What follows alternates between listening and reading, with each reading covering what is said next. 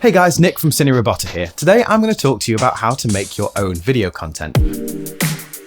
You need to think about where your camera is positioned with regards to how the subject, i.e. you, is going to be talking to it and presenting to it. So there's a couple of things to think about here. So if your camera is too low, whilst it may be empowering you, it can also be empowering your chin, because that's the only thing that they're realistically going to be able to see. If it's higher, then it will disempower you and it will make you seem small and tiny. Try and make sure your camera or your phone or whatever it is that you're filming on is at the same level as your eye line.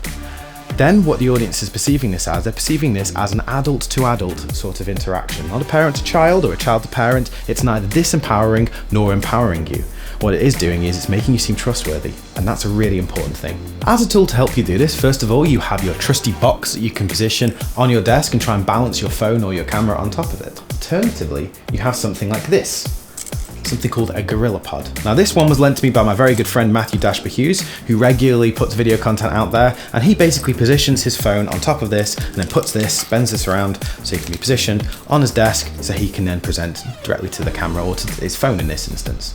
There's also something like a tripod that you can buy. You can buy cheap tripods off of Amazon or eBay, and those can be really good as well. The other thing you want to think about is sound. Now close your eyes for a moment.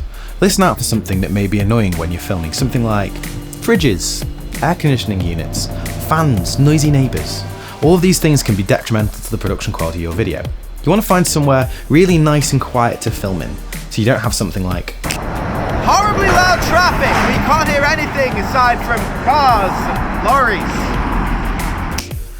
You may also want to consider a microphone to be able to help you out with this. The onboard mics on your phones or on your camera may actually be pretty good, but it's not going to be the most directional of sounds that you're recording. So something like a shotgun microphone that you can mount on the side of your camera on your phone that can be really, really helpful to try and get rid of all these unwanted noises. Now the last thing I want you guys to think about is lighting. Now you don't need massive lights bearing down thousands of watts worth of light on top of you to create something cinema quality. Instead you just need to think about it a little bit more, because lighting's really, really important. It can be the difference between this and this. And you don't need to spend stupid amounts of money to be able to make this happen. Just maybe have a think about lights that you have around your house, lights like this that you can get and you can just help you pop within a scene, or lights like this, also borrowed from my good friend Matthew Hughes, that can help you be seen in an image. So there we have it, my tips to help you shoot better video content for LinkedIn that doesn't suck.